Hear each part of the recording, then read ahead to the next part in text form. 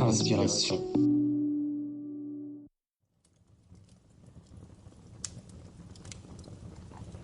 Salut Gaëtan, comment tu vas? Salut Jules, ça va très bien et toi?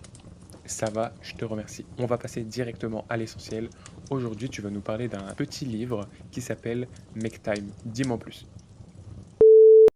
Attention, les avis donnés dans ce podcast sont purement subjectifs et n'ont pas vocation à être diffamants, ni envers l'auteur, ni envers son œuvre. Les idées évoquées sont des pistes de réflexion issues des lectures à l'instant T et ne sont pas nécessairement démonstratives de nos points de vue respectifs. Pour vous faire un avis, le meilleur moyen est de vous procurer le livre, si possible auprès de libraires indépendants, de le lire et d'en tirer votre propre analyse. Bien entendu, vos ressentis sont les bienvenus pour nourrir notre discussion. Eh ben écoute, Make Time, c'est un livre que j'ai lu sur recommandation Kindle, qui est un livre un petit peu sur comment on se concentre sur ce qui importe vraiment chaque jour. C'est un livre dans la lignée des livres de productivité sur Atomic Habits, pouvoir des habitudes, etc. C'est un livre qui a été écrit par qui? Alors c'est un livre qui a été écrit par Jack Knapp et John Zeratsky, Ok. qui se sont rencontrés en travaillant dans des grandes entreprises. Et du coup, en Ok. fait, c'est des product managers. C'est quoi un product manager? En fait, product manager, c'est des personnes qui font de la gestion de projet. Donc en informatique, c'est un nouveau rôle, hein.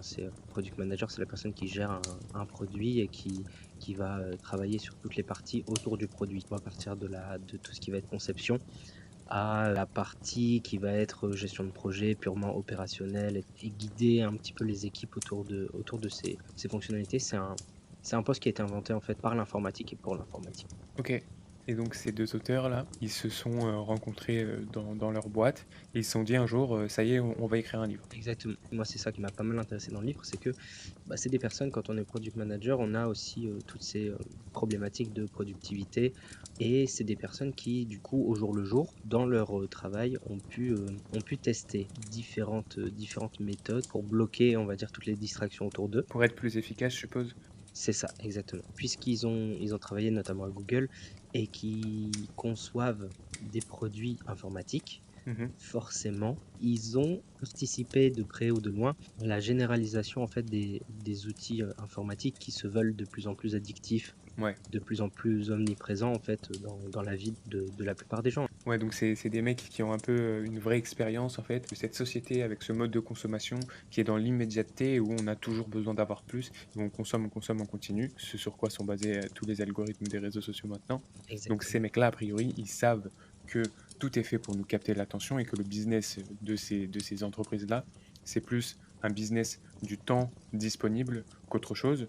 Et donc, si je comprends bien, l'idée de ce bouquin, à la base, c'était finalement de proposer des astuces dont tu vas nous parler, des astuces, des idées, des concepts pour faire en sorte d'être plus au calme et d'avoir plus de temps pour ce qui compte vraiment. C'est bien ça? C'est ça. En fait, le livre à proprement parler n'a pas pour objectif de gagner en productivité pour gagner en productivité. Ouais. L'objectif du livre, c'est vraiment de donner des petites astuces qui vont permettre de faire de la place en fait dans notre vie en Mhm. luttant contre toutes les sources de distraction qui sont designées pour nous faire perdre du temps. D'accord. Et avant qu'on rentre un peu plus peut-être dans le détail de justement toutes ces distractions, etc., un truc un peu classique que je vais te demander, qu'est-ce que toi t'as aimé finalement dans ce livre-là? Parce que tu nous as dit comment t'étais arrivé à le lire, mais qu'est-ce que t'en ressors? Qu'est-ce que t'as aimé particulièrement? Mais écoute, ce qui me vient à l'esprit tout de suite, c'est que ce livre, en fait, c'est un livre qui a été écrit par les arroseurs arrosés. Ouais. Le livre, il a été écrit par des personnes qui ont designé des outils informatiques qui avaient pour objectif de rendre l'utilisateur addict et d'utiliser tous les stratagèmes pour le rendre addict. Et eux, ils ont passé des années, du coup, en écrivant ce livre, à tester des stratagèmes pour s'en sortir, en fait, pour éviter toutes Ouais, ces distractions. c'est Et intéressant. la morale de l'histoire, en fait, c'est un petit peu que, en fait, c'est des personnes qui sont très pragmatiques. Pourquoi? Parce que ils vont recommander de se protéger contre toutes les distractions que peuvent générer, notamment un téléphone portable, un smartphone. Mais par contre, ils sont très pragmatiques dans le sens où on a forcément besoin d'utiliser notre téléphone portable dans le monde d'aujourd'hui. Mhm. Et donc la question, c'est comment on fait? Que c'est ce que j'allais dire. Effectivement, tu vois, un livre qui vante des mérites de sortir un peu de tous ces trucs-là, c'est entendable, c'est cohérent. La question, c'est surtout comment on le fait, sachant qu'on est conditionné. J'utilise ce terme à dessein, qu'on est vraiment conditionné comme ça. Tout un tas de documents qu'on peut trouver sur les ravages que peuvent avoir les écrans, bien sûr, notamment aujourd'hui, et toutes ces astuces, ne serait-ce que l'infinite scroll, par exemple, tout ce genre-là. En même temps, on est dans un paradigme où on peut quasiment plus se passer de tout ça puisqu'on est dans une ultra numérisation de la société. Donc effectivement, on est dans ce concept d'arroseur arrosé et je trouve ça très intéressant de se dire que les mecs ont été tellement efficaces dans leur taf qu'ils en sont arrivés à se rendre compte qu'eux-mêmes étaient pris en fait dans la boucle et qu'il fallait réussir à trouver des moyens, non pas de bannir complètement ces applications, ces outils, etc., mais juste d'en avoir une utilisation qui soit finalement plus rationnelle. Exactement, c'est très bien résumé. Alors ça, c'est un des points que tu as aimé. Est-ce qu'il y en a d'autres? Alors, il y a d'autres points que j'ai beaucoup aimés. Justement, quand, j'évoque le pragmatisme des auteurs sur toutes les solutions et cetera, Mmh. moi, c'est quelque chose que j'ai beaucoup aimé aussi dans leur légèreté. C'est-à-dire OK. que on est dans une approche qui est pas du tout comme, les livres classiques, qu'on va retrouver sur, le développement personnel, les habitudes en général, où on est soit sur une approche qui est un petit peu, sans vouloir trop abuser et dire, sectaire, dans le sens où, voilà, il y a l'auteur a une idée, mais, il va utiliser des grands mots pour nous convaincre que cette idée-là, c'est la meilleure et il faut la suivre, parfois aveuglément. Ouais, ouais, ouais. Ou on va avoir d'autres livres qui sont un petit peu plus scientifiques, où là, ça va être des personnes, des chercheurs qui ont passé des années et des années à étudier un sujet, à tester différents cobayes et cetera. Mmh. Là, dans le livre, les cobayes, c'est les 2 auteurs, ils ont testé des choses, ils ont 2 profils qui sont complètement différents, hein. Il explique et en fait, ils hésitent pas à dire: «Bah, voilà, lui, ça marche, cette astuce-là, elle fonctionne bien pour lui. Moi, fonctionne plutôt pas forcément et du coup, si vous êtes comme moi, faites comme ça. Si vous êtes comme lui, faites comme Mmh. ça et si vous êtes différent, il y a toujours, moyen de trouver une solution et cetera et on D'adapter, donne des OK. pistes pour, trouver». OK et c'est effectivement, c'est intéressant, ça contraste un petit peu entre, des livres qui seraient, comme tu dis, hein, très techniques, assez rébarbatifs versus des livres où on est en mode, «Suivez le gourou, je vais vous livrer des secrets de productivité», des secrets, alors qu'il y a pas de secret, on sait tout ce qu'il faut faire. C'est ça. Au-delà de ces points-là, est-ce que peut-être il y a encore, un petit point, que tu as apprécié? Moi, je terminerai, bon, c'est une touche un petit peu plus personnelle, hein. Mmh? Je terminerai, par dire que, voilà, moi, c'est un livre qui m'a pas mal plu parce que le discours vient de personnes qui font des métiers qui moi m'intéresse. C'est-à-dire que là actuellement je suis product owner.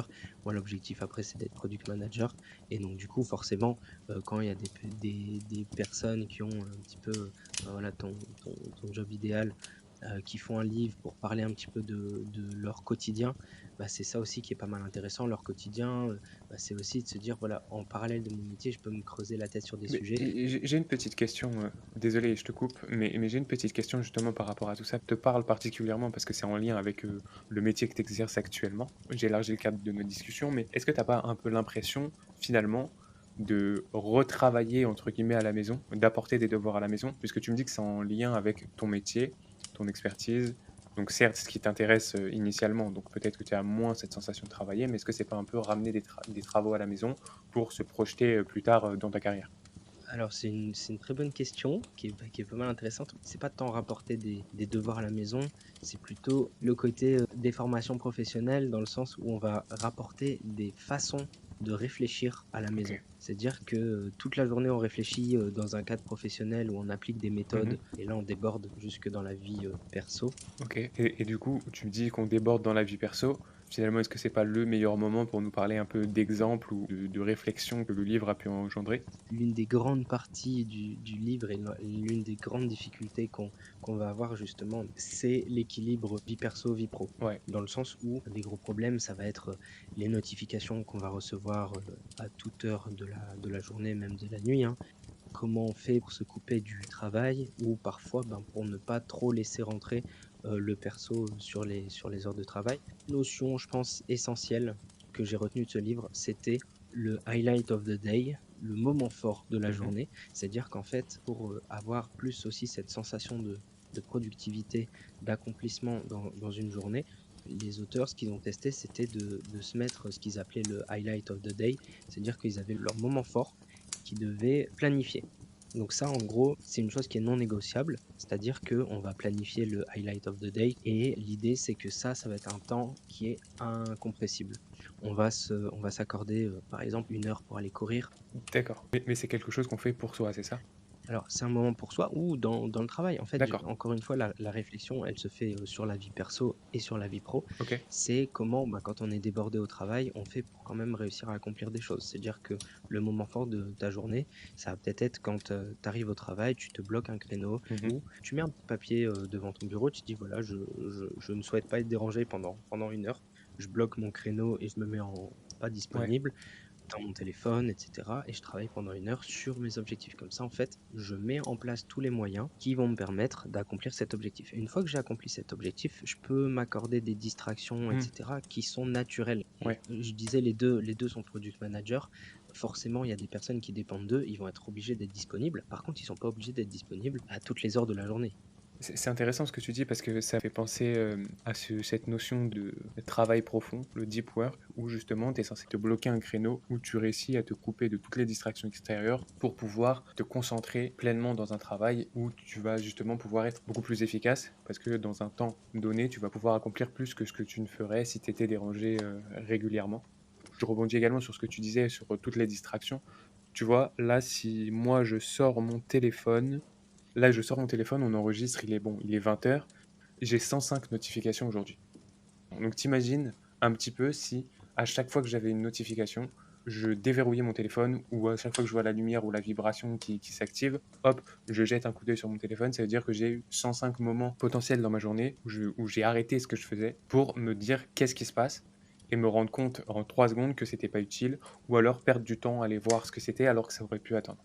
Et ça, t'as même pas fait exprès. C'est-à-dire que t'avais pas prévu ce matin de laisser 105 notifications pour qu'on puisse faire l'épisode et Exactement, sortir j'ai ce pas fait chiffre. exprès et je dirais même que je pense que 105 c'est très peu parce que j'avais déjà, eu ce réflexe de bloquer un nombre incalculable de notifications, dès que j'ai mon téléphone, c'est ce que je fais en général. Toutes mes notifs de toutes mes applis, je les bloque. Donc tu vois, rien qu'avec ça, j'ai déjà été entre guillemets «dérangé», 105 fois où j'aurais regardé ces éléments-là. En tout cas, tout ça, c'est hyper intéressant. Peut-être que tu as d'autres, exemples en plus du highlight of the day?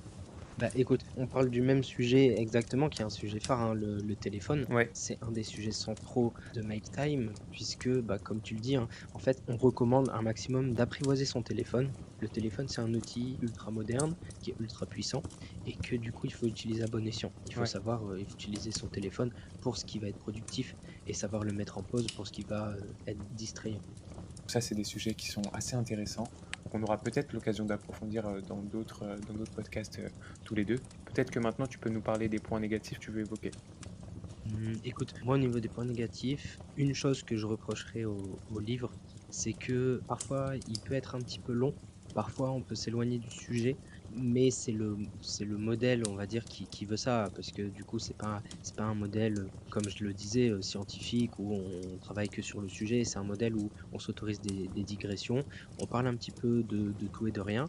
On a un sommaire qui est assez, exhaustif, assez long, et donc, moi, c'est un ressenti que j'ai parfois sur Kindle. C'est-à-dire que, bah, oui, c'est une agrégation d'astuces, et parfois Le point négatif, c'est qu'il parfois ressort un peu, comme étant une liste finalement de trucs à faire ou de faits sans trop de liaison entre eux, dans la construction du bouquin, je veux dire? en fait, le bouquin est très bien construit dans le sens où il y a 4 grandes étapes qui permettent de faire un cycle que les auteurs ont «designé» entre guillemets pour faire un cercle vertueux, pour OK. se créer du temps dans dans Mmh. dans la vie de tous les jours. Mais par contre, en effet, à l'intérieur de ces, catégories, on a un peu le sentiment que parfois on rajoute des chapitres, on rajoute des astuces, à droite, à gauche, en fait, bah, parce qu'on veut les caser quelque part. Parce qu'en fait, Ah ouais, OK.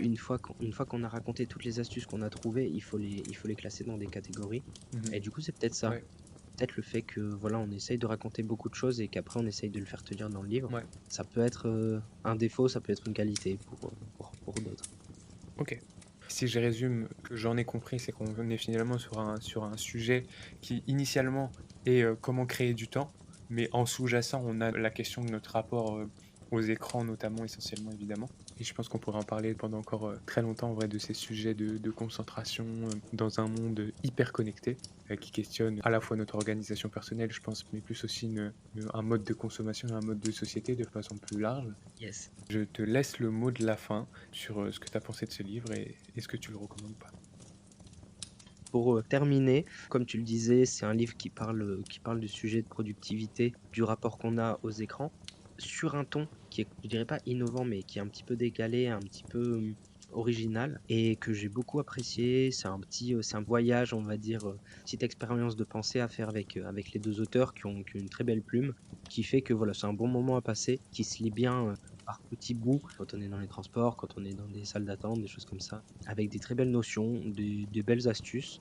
J'encourage donc, les gens qui aimeraient découvrir, voilà, ce sujet-là sans vouloir passer par des livres, full développement personnel, des livres full, style dissertation. Mais voilà, des personnes qui ont vécu ce que tout le monde vit et qui ont eu cette analyse un petit peu plus approfondie et qui l'ont partagé du coup à travers ce livre. Eh bien, merci à tous de nous avoir écoutés jusque-là. On se retrouve très bientôt pour un nouvel épisode d'Inspiration.